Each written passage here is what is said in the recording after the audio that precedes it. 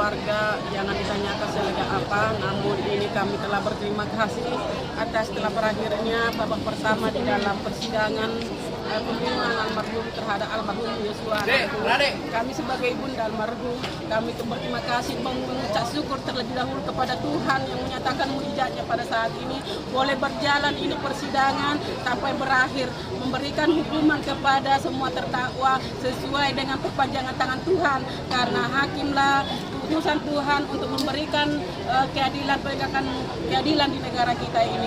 Jadi kami percaya bahwa hakimlah utusan Tuhan, perpanjangan Tuhan untuk menegakkan keadilan, wakilnya Tuhan untuk membuat suatu vonis yang terbaik buat mereka semua sesuai dengan perlakuan atau kejahatan yang mereka lakukan. Jadi kami percaya memang dari awal persidangan, doa saya dari berangkat dari rumah, saya membacakan doa kepada Tuhan agar Tuhanlah yang dipakai diberikan roh hikmat bijaksana, arif di dalam memberikan vonis di dalam saat ini. Jadi inilah yang terbaik daripada Tuhan. Kami sebagai keluarga menerima dan apapun itu semua vonisnya.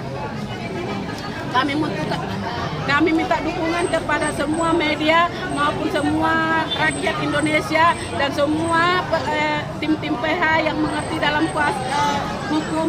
Kami mohon dukungannya untuk mengawal ini ke atas atau ke banding lagi untuk memulihkan nama anak baik anak saya, harkat dan martabatnya, begitu juga hak-haknya, agar semua kami mohon didukung. Sebagaimana saya lihat di sini sangat banyak mendukung Baradae sesuai dengan suara dan permohonan doa agar Baradae menjadi orang yang benar-benar sudah belajar, bertobat dan sadar. Semoga dia juga diperhitungkan Tuhan di dalam perbuatannya, yang pertobatannya dan sadar akan kejahatannya. Terima kasih semua buat Republik Rakyat Indonesia dan begitu juga kepada media dan seluruh yang ikut berjuang, berkorban di dalam menuntaskan ketidakadilan ini, terlebih di dalam kasus pembunuhan terhadap anak Yosua. Semua Tuhan memberkati. Ada banding juga nih yang disampaikan oleh beberapa terdakwa, banding karena menolak vonis yang dijatuhkan hakim. Dari keluarga setuju atau tolak atau gimana komentarnya? Baik, Bang. soal banding itu hak Bang, ke depan, Bang. terdakwa dan atau penasihat hukumnya.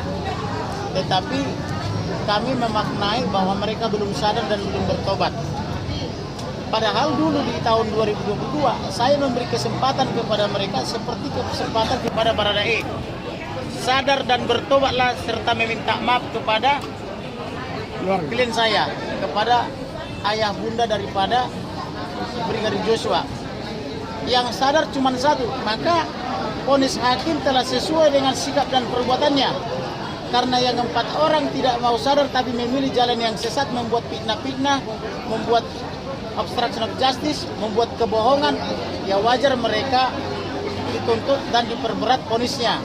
Tetapi bagi Barada Richard Eliezer, ketika saya warning berkali-kali melalui rekan Naus Litonga sampai rekan Naus mengundurkan diri, kemudian melalui rekan Deolipa juga sempat diberhentikan, dicabut kuasanya di depan saya ketika live di salah satu acara TV nasional. Kemudian rekan Roni Talapesi, ternyata dia mau sadar dan bertobat, maka dia berhak mendapatkan reward yang baik.